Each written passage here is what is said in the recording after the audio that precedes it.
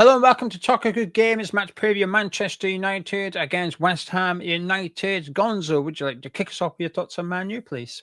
Yeah, they've done tremendously well. I guess to get to the Europa League final from the depths of a very, very bad season, it's going to be completely turned around. I think I can't help but look at the parallels between Graham Potter and Ruben Amorim.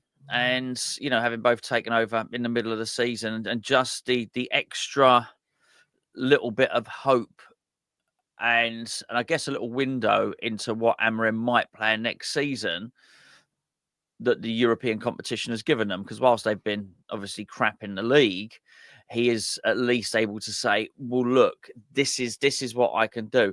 So when you hear Sir Jim Ratcliffe in the press saying, well, these aren't Amorim's players, he's very much backing him up. He can provide some evidence to say, yeah, okay, this isn't the case, but look, I am capable of doing some other stuff. And I think when you marry that up with his time at Sporting, I think probably Manchester United can probably be hopeful for next season in a way that we're still waiting for our little glimmer, if you want, or something that demonstrates that maybe next season Potter's got something else in the bag. And I think they're both in the same situation in that sense, that they both probably do need their own players. But yeah, one is just because of Europe, it's given them a little glimmer of promise. And I guess it's just taken, it's amazing to watch them.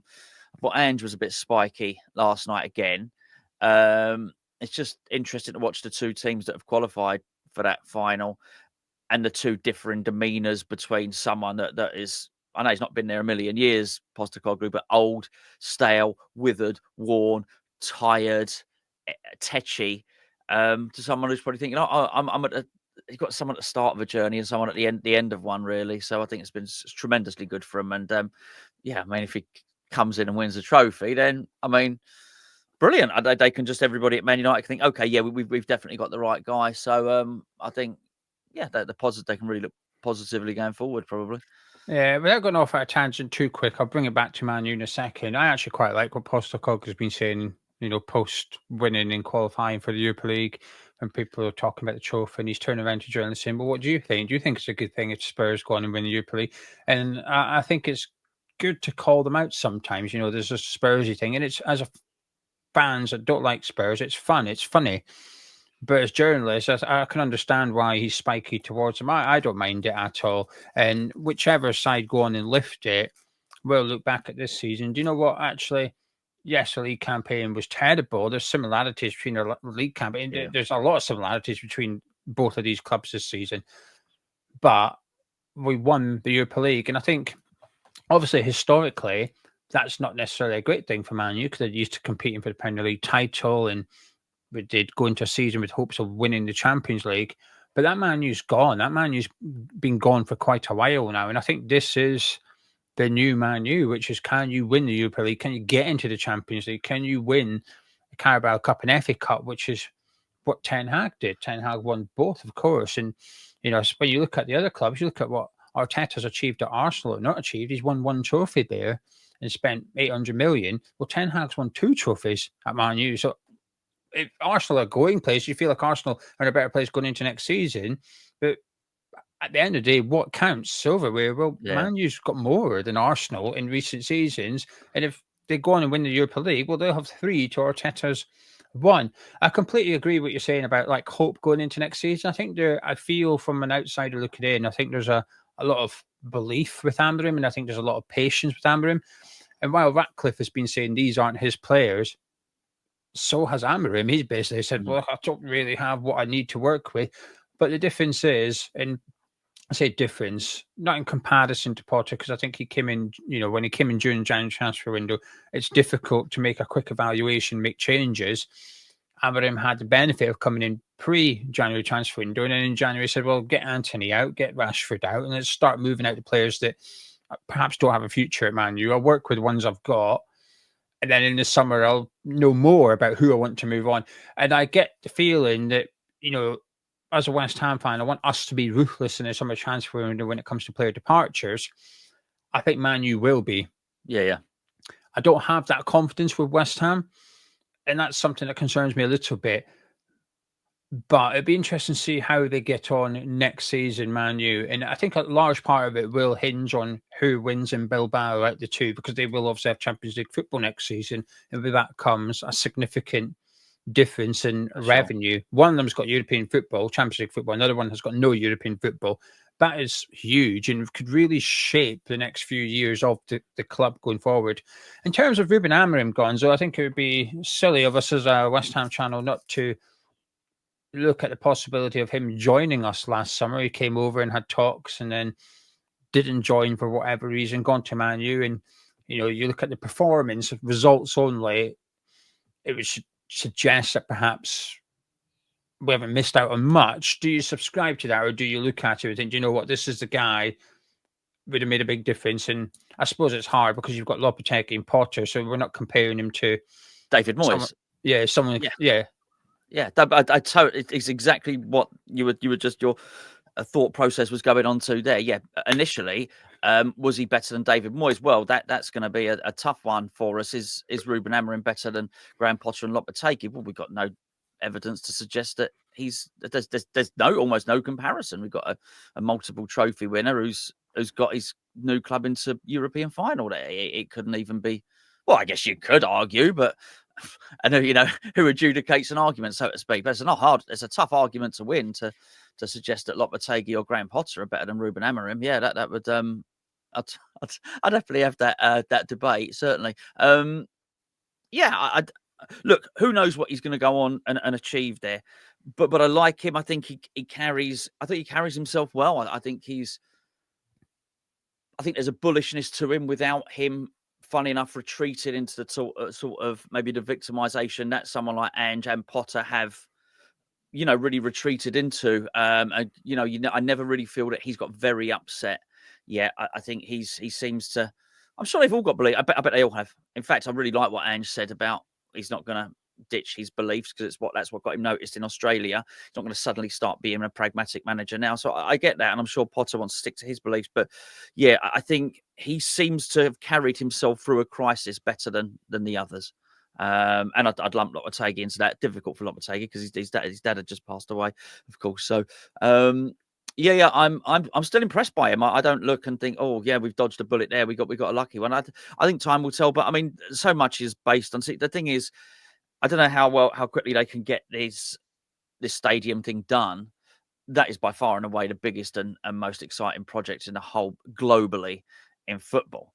And that's a game changer. If he can hang on until then, that changes the game. Man United may or may not be the biggest football club in the world, but if they can build a stadium that has over 100,000 fans in it, and the revenue that will bring in, and if we are going to start moving towards 85% in terms of the financial regulations, swapping over from the PSR, they've always had good deals. Chevrolet once sponsored a training kit for 10 years. I had a playing kit sponsor and a training kit sponsor. This is Leviathan of a football club, and they've always been able to generate more money. That they'll change the game with that, and I think if he can hang on there, they truly will be at that point the biggest football club in the world, because it's not just about having 100,000 fans. I think the Luzhniki Stadium, has 100,000 fans, but there's 100,000 fans with people paying 50 quid a ticket and more, and a big corporate section. You're going to start bringing in a comparable income that's comparable to your TV revenue, and it'll just blow everyone else out of the park. So if he can hang on until then, he probably has got the prime job in football. Yeah, they are anchored. The new financial regulations is anchored to the lowest, the worst income team in the Premier League as well. Although the leeway is quite big, so it's almost difficult to outspend the new regulations. But will be almost a ceiling on what you can do as a club. You can have as much revenue as you want, but if the team that's bottom in the Premier League for income is pretty poor, there's only so much you can do. And I think this is eventually, I think you're going to see a bit of a focus on who comes up, because there's a significant difference between Leeds United coming up, and although they've just got smashed in semi-finals, but Bristol City coming up, suddenly the team at the bottom of the league, financially, it's a significant drop. Oh, hang on a minute, we've got to base ourselves on what Bristol City is possibly doing financially. So, but all that possibly could change with the government getting involved and whatever. In terms of Amorim, you can see what he wants to do. You can see the way he sets up with his formation, with his style of play. I think he's a bit rigid sometimes, which is stuck, and there's not much fluid movement in the middle of the park, but that could be tweaked. And once he gets his players in, and I'm thinking Man U will have a big summer this transfer window, regardless of whether they get European football or not. I think there'll be a lot of players moving on, a lot of players coming in. And I think the difference between, like, you used the word victimization there, between when you're comparing Potter, Postecoglou and Amorim, I think that's fair. I think Amorim is quite, this is not good enough for Man U, whereas I think the other two are a bit more, well, what do you expect? Yeah. Almost like, well, I'm not doing a bad job. It's the club I'm at. Whereas Amorim's a bit more, I am doing a bad job. And the reality is, he used the word relegation at one point. He was saying, the reality is, we could be in a relegation battle, but it's not good enough for Man United. I think if he gets backed, you can only see him improving. I'd be surprised if he did not improve. But big final, well, less than 2 weeks, Gonzo. Who are you tipping to lift it? Man U. Yeah, I think Man U will. There's enough there. You've got players coming back. You've got players starting to score. You've got Mount coming back and doing that. Not, I think he's a massive and a huge player. From it might be enough. I think they're organised enough. I think you'd still be worried about. I mean, I know it was a worldie after Maguire's accident, last night. But what a goal that was. But you'd still be worried about elements of them. But I think you'd still be worried about Spurs as well. I do think that Bilbao managed to get at Man U, obviously. But I don't know. I just, I fancy them to do it, and I just think that Wiley. He won a lot of trophies, and not he didn't just win trophies. I think he sort of won them a more alarming, however, more regular rate than other people have done. His record in Portugal was superb, and before that as well. I think he might have been in Braga. I think Sporting might have even paid Braga sort of €8 million to release him or something like that. But even then, he was doing well. I suspect he's a very good manager, and I just think they look to have real energy and real legs at points yesterday. So yeah, it'd be close. I think it would be close, but I would pick Man United to do it. Yeah, I'm going to still think Spurs will win it. I've thought it for a little while, and I think, you speak about Amorim. I think Postecoglou's got similar, if not greater, achievements in football. He's done it with Celtic, he's done it in Japan, he's done it with Australia. And while those leagues might not be compatible, it's all relevant. He's manager of a club in that country with players to the ability of that league. He's not like he's over there playing with Champions League players. It's relevant. So the achievement is still similar. And I think the videos coming out of Spurs last night, that togetherness of the squad, and actually got an insight into behind closed doors. Maybe he hasn't lost the dressing room. And I think, Spurs, I think they played each other 3 times this season, Man U, Tottenham, because they played in the Carabao Cup, and Spurs have won all 3. So, but Amorim's now got his feet under the table at Man U. It'll be a good final, but it's a hard one to call. I'm looking forward to watching it. Well, that's a bit of a lie, because one of those two teams is going to win the Europa League. But yes, I'm looking forward to it from the entertainment aspect, but not so much as the who's winning a trophy. It might be the first time in my life. So would you? What's most palatable for you to win? Man U winning it. Yeah. It's the first time ever I've possibly supported Man U in a game of football. But I definitely want Man U to win it over Spurs. The only problem is the other half's grand as a Man U fan, so he's been round here because he doesn't have TNT Sports. He comes round here to watch the Man U games, so I've got to watch him celebrating. And when they beat Lyon, my word, he was running around. And I thought, do you know what? I thought I remember doing that when we beat like Alkmaar. Like I missed that. Yeah, I missed that because we had that last minute goal with Fornals, didn't we? And Fornals randomly in the Conference League final. Fornals is with Pellegrini and Adrian in goal as well. So there's 3 ex-Hammers in the Conference League final. Hopefully they can do Chelsea. We can agree on who we want to win the Conference League final. Final question, Gonzo, as always, players you admire? Well, I haven't watched a lot of Manchester United. I'm not going to pretend otherwise. I thought that Euro was very impressive yesterday. I thought, oh, wow, he's good. And I hadn't seen much of him. He came from Lille, apparently, for like 50-odd million quid. I'll tell you what, watch Lille next season, because they're losing everybody. Everybody. If someone gets a tune out of them next season, then you've got to look at their buying and selling as being incredible. So I thought he was very good. I thought Ahmad looked lively, and I still think, obviously, Fernandes is top quality, absolute top quality. I still think there's a player, and I know he only scored a little tap-in thing, but I still think there's a player in Highland, not at Manchester United, for the right team. I'm surprised David Moyes don't go for him. Actually, I reckon it'd be sensational there. Yeah, you're going to get grief. I said that like a few months ago because he was linked to, he was in January transfer window. He was linked to West Ham, and I said I'd take him. I said I would take him at West Ham. I think there's something to work with. There's a player there. There's a player. There's a lot of what are you on about, blah blah. And I said, well, I think he's just at a club that's too big. I think the shirt's too heavy for him. I think there's something to work with in Rasmus as well.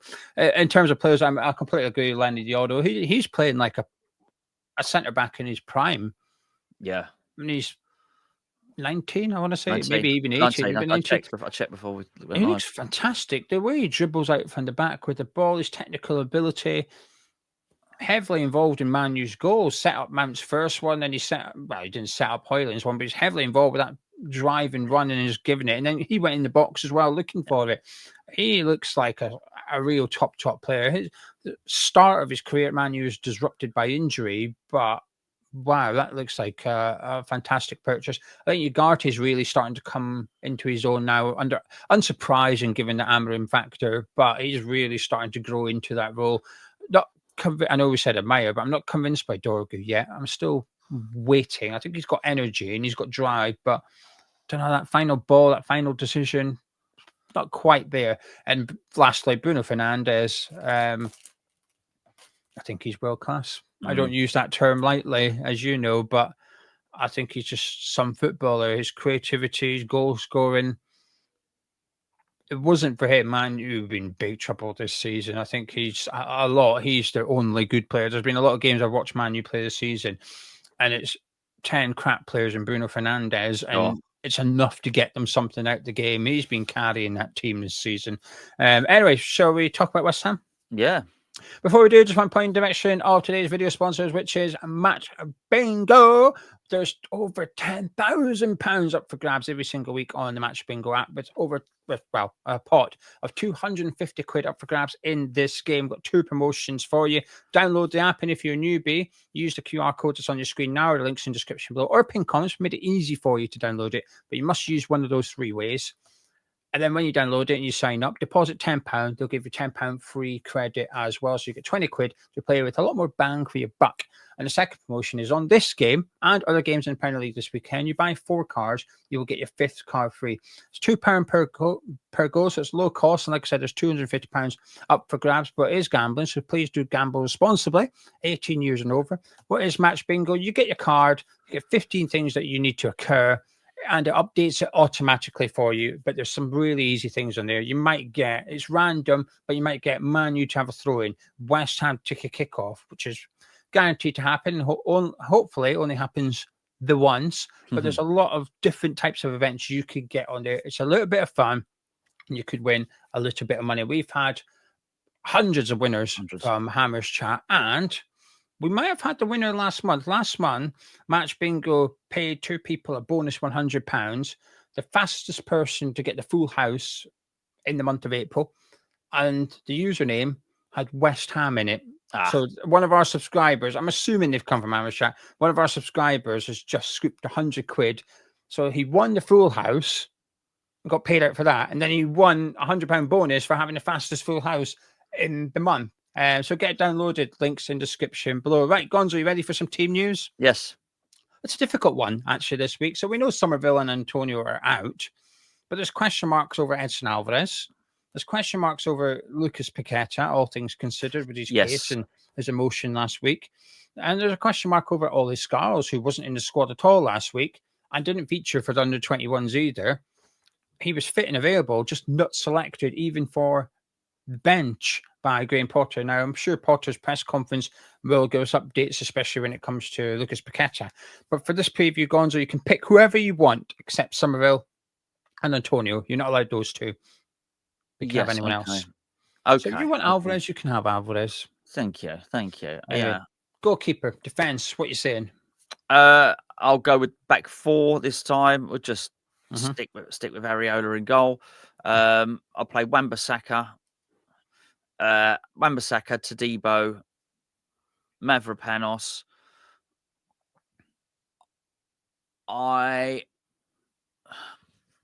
It's tough. It is tough because Cresswell deserves to start. Make no mistake about it. But as you'll see from the rest of the team, I'm very much thinking about next season. So yeah, I've got but you've got to put Cresswell in a back three. I just not a fan of the back three really. We'll play Emerson. I think particularly if that Ahmad is playing there, he's a tricky little what's it. So yeah, probably him rather than Scarles to put up against him. Yeah, I would play Scarles for this one, just for, like you said, with an eye on next season. Give him game time. He's not had much recently, which is strange. He went from starting to being the first substitution. When he didn't start, he was the first one to come on. And then he almost started a couple, went on the bench for a couple, started a couple, and, well, he sort of disappeared. So I don't know what's happened there. But I'd put him back in for this one. I agree with your defence, by the way, and I agree with your summary of Alex as well. Good performance last week, but that was playing left centre-back of a back three. I don't want to play back three, so I don't want to see him left back either. So Mavropanos partnering to Debo, dropping Kilman at last. I wanted him dropped for a month now. Keeps making mistakes. And Wan-Bissaka against his former club is an absolute dead cert. Moving into midfield, which continues to be the problematic area. Yeah, I mean, look, Lewis Orford's just been named, I think, Premier League 2 Player of the Month, I believe. Yep. And also he's been shortlisted for Player of the Season. Yeah, that'll do. That'll do. You know, you want promising youngsters, that'll do. Aston Villa were trying to buy him in the summer. He signed a new long-term contract. He's calm, he's assured, he's past his awareness, he's a footballer. Get him in the team. Get him in the team. But there's no way. I'm not even uncertain how many I know West Ham are going to get rid of a lot of players next season. That much is clear.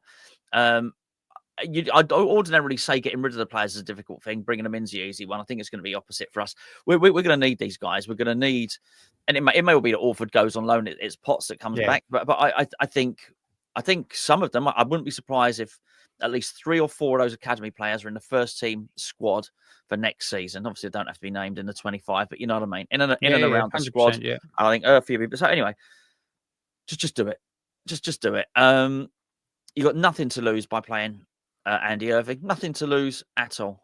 We're getting overrun in midfield, and I looked at that yesterday. Oh, can't remember the geezer. The geezer's name you mentioned wasn't quite the finished article. The guy that was running through midfield and maybe didn't quite have the final pass of Man U and all the rest of it. And the way Yoro was coming from defence and sort of running through, and it just had real legs there as well.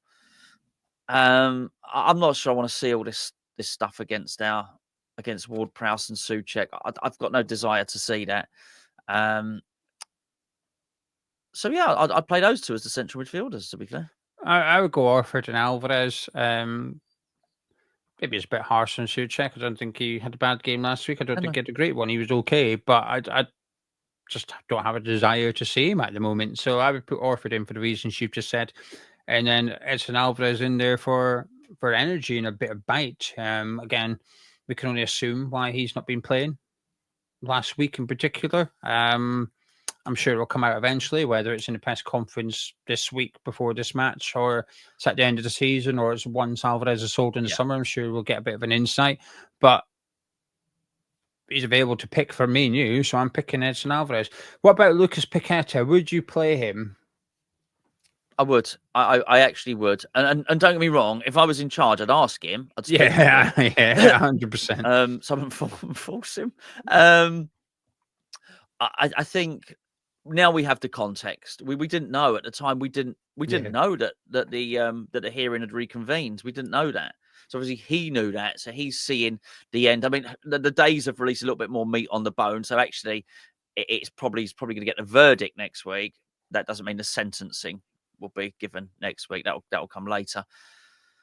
But it's still enough for him to think, particularly after 2 years.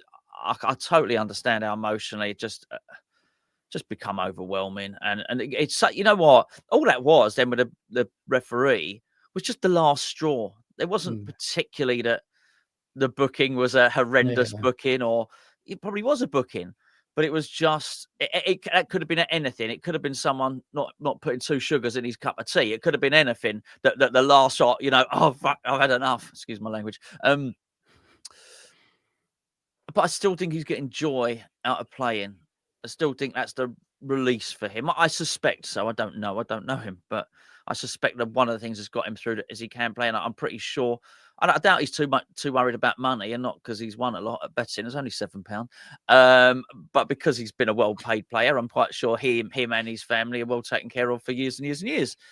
I bet the thing that he's probably most scared of is not being allowed to play football again. So I would imagine the last thing he wants to do is sit on the sidelines. I imagine he wants to play as much football as he possibly can. That's my reading of the situation. I could be wrong, so I'd play him. I agree with everything you've said. That's also up until that point, he was having a good game, I thought, against Spurs. So it's not like he'd been terrible or he looked like he was erratic or anything and it was coming. I thought he was having a good game, got the booking, snapped. But sometimes that can actually be a good thing. Once you've done that, sometimes you get relief afterwards and it's almost like out your system a little bit. If he feels capable of playing, play him. Absolutely 100%. That leaves Jared Bowen on the right, Fulkrug up front. Yeah. And what about over on the left? Are you sticking with Kudus or are you making a change? No, I'm gonna make a change. Look, Kudus is going. Kudus will go. I'm in no doubt about that at all. And I'm sorry to say it because I would love things to be different. I don't think Potter can get the best out of him. Now, I'm not saying that to have a dig at Potter necessarily, because I actually think if he had Somerville fit, I think he'd be getting a tune out of Somerville. Yeah. All right. So it's not that. I think Kudus is so off the cuff in the way that he plays. I'm not sure how much he'll ever thrive in total structure.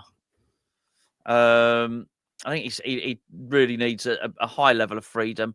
I just think it's tough for him to play with Bowen there because he probably needs to be playing on that side anyway. It's just not going to happen when Bowen's there, or it will happen intermittently. If you play 38 games in a season, he may well find he plays 5 or 6 on the right, but generally it's not going to happen. But Guilherme, there's no reason not to play Guilherme.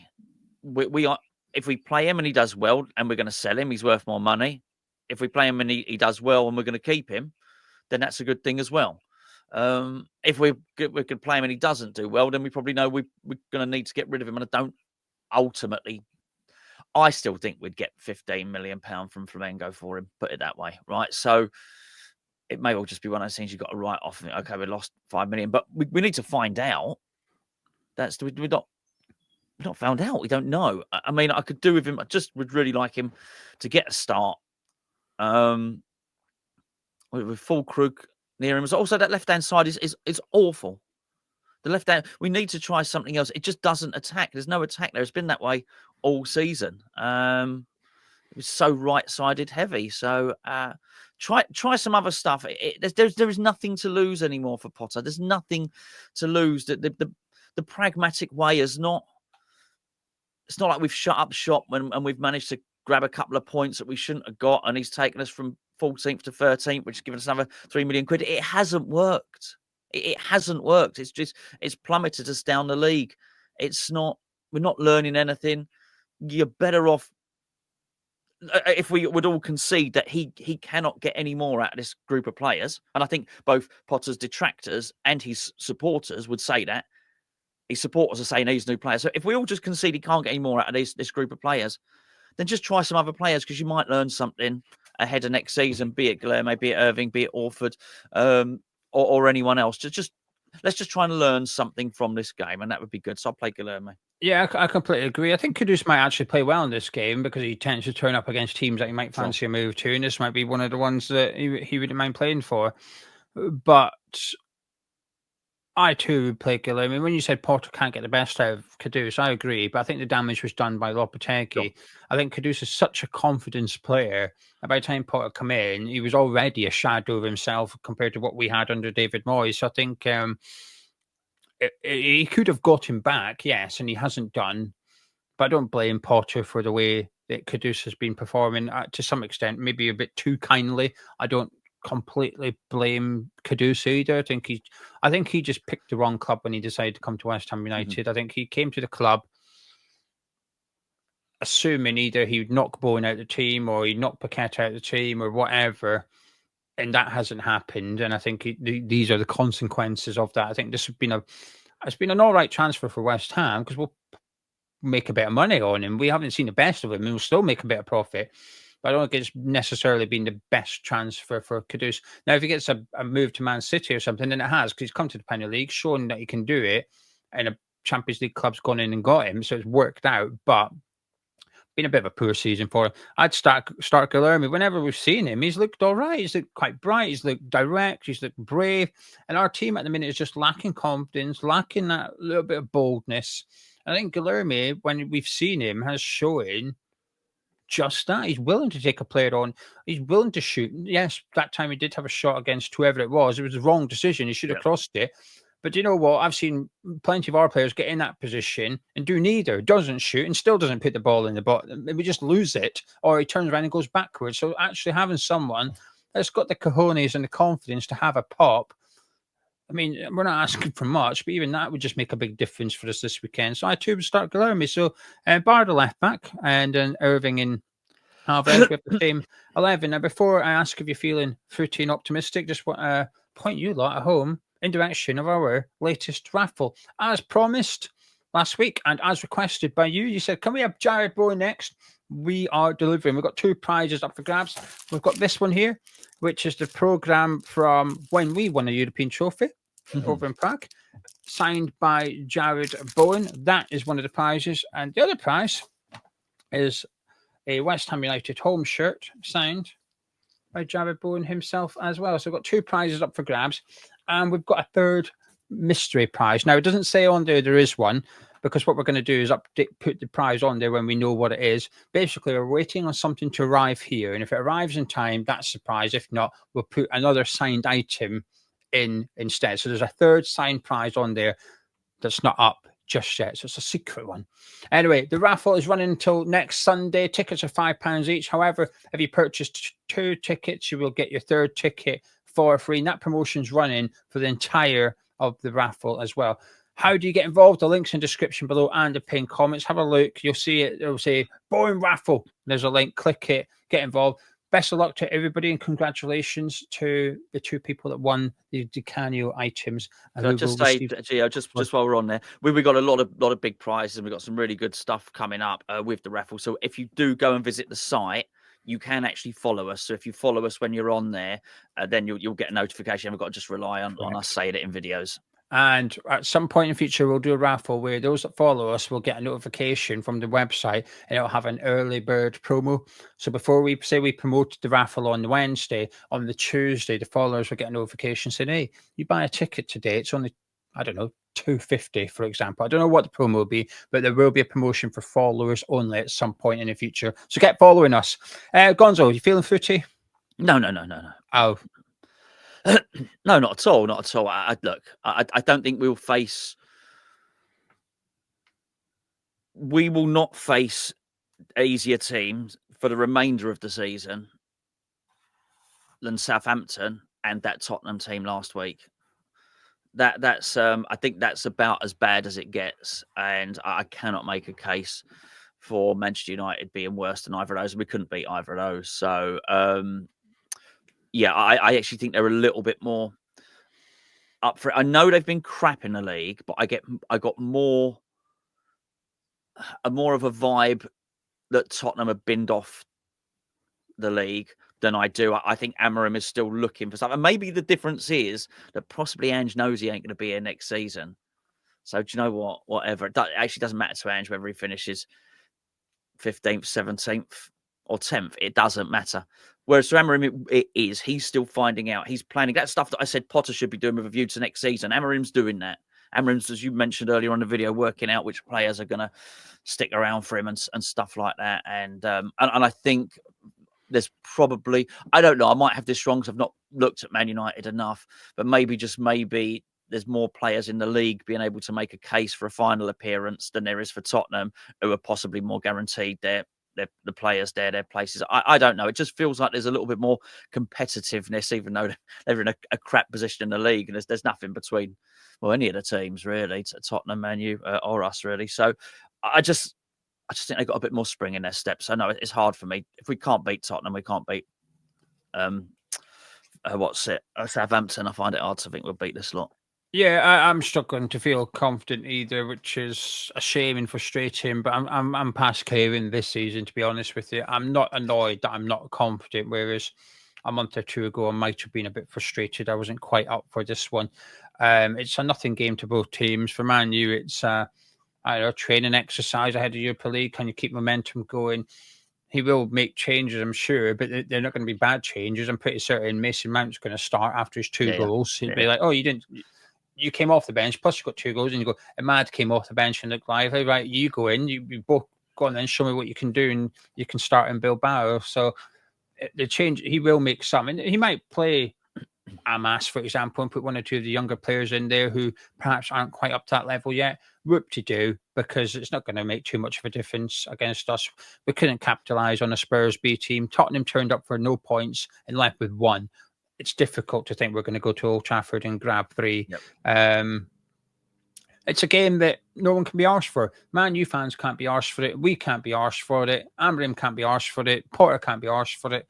I expect almost like a pre-season tempo to this match. Saying that, we weren't terrible against Tottenham. There was some things we did that I liked. So I don't fear Man U, and I'm not dreading a defeat. I'm just not confident we'll win. So can I get any final words, Gonzo, plus your all-important score prediction, which I may or may not have on my sticky note. It was the humdinger again. It was against Brentford, wasn't it? Yeah, 4-3 Brentford. Yeah. That's what I'm saying. I think they showed how much they're sort of up for it. They had no reason to really, battle for it, and try and score as frequently as they did in that sort of game. And so, I see that, and I just see a liveliness in them that I just don't see in us, really.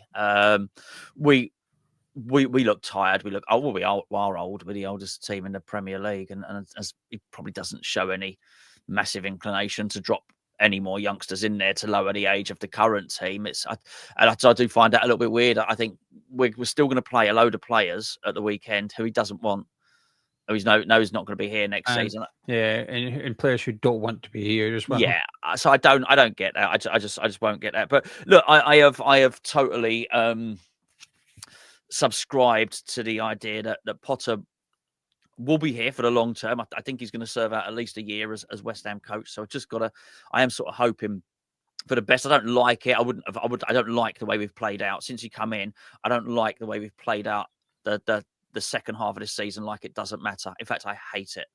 But I've aligned myself to the fact that he's going to be here, and I am hopeful. All I can do is attach myself to the hope that when he gets his players, things will improve. So that's all I can do. It's pointless bleating about it now. So all I'm hoping for is some real competency in the transfer window, but and then a decent pre-season, a decent start to the season, and hopefully I can start to feel a bit more positive about West Ham again. That doesn't help for now at all. I still think we're going to be stale and crap. We did look a little bit better defensively against Spurs, but I don't think they wanted to really attack. We gave them. It took Kilman to make a double error. It was horrific defending, and then we gave them the ball later on, and they had a chance, and that was it. I think Man U will carve out their own chances, and I just don't think we've got enough in us to get goals back, particularly at Old Trafford. I just think the morale in our camp must be horrendous at the moment. I'll go 3-1 Man United. Oh, I went 2-0. It's a bit. I would have gone for that was my second thing. We can win. We can win on Sunday. And if we do win, and this is pathetic, but just bear with me. If we do win and results go our way elsewhere, we can go up to 14th. And it's not great. There's nothing to write home about, but it just takes the edge off a little bit. Yeah. It's not as bad as 17. Potter can say, I came in when we were 14. We're still 14. But in between that, I've learned a lot about the players. And do you know something? I say, fair enough. That's okay with me. Like I said, when Potter came in, you said to me, you're going to finish 14, but he's going to experiment. He's going to find out a lot. And when you go into the summer transfer window, he knows exactly who he wants to get rid of. I said, that'll do. That's what I want this period to be. I'm unconvinced by the latter, unfortunately. I think there's been opportunities to give players game time, such as Guilherme, and we've just not really seen it. He's continued with the same old players to some extent. He absolutely has. I think on Sunday we'll go back to our back. We will keep our back three. I think we'll go, because Man U play that as well. I think we'll go man to man. I think this will be, everyone's going to have a direct opponent. Yeah. So it could be an interesting battle. We did it with Spurs and we didn't deserve to win that game, but we certainly didn't deserve to lose either. So I think we're going to turn up at Old Trafford. I think it'll be well organised. I think it will be difficult for Man U to break down. I think Ahmad will cause us problems if he, regardless of where he plays, but with anticipation, he'll play right wing back. I think he'll cause us problems down that side because whoever plays over there isn't necessarily the best at tracking back and helping out, whether it be Kudus, for example. But we are toothless in attack, and I think that will continue as well. So I'm going to go for a very low scoring Man U 1, West Ham 1. I think we're going to see two sides that just aren't too bothered and two managers who don't have their players. That's how I think we'll see it. Anyway, thank you very much for joining us. Make sure to get your tickets for the Jared Bourne raffle. You fancy winning one of those goodies? It's a weird kickoff time on Sunday, 2:15. So we'll be live from 1:10 on this channel. Thank you very much for joining us. Please do drop a like on it before you disappear by clicking thumbs up. Subscribe, chat myself and Gonzo. Catch you in a bit.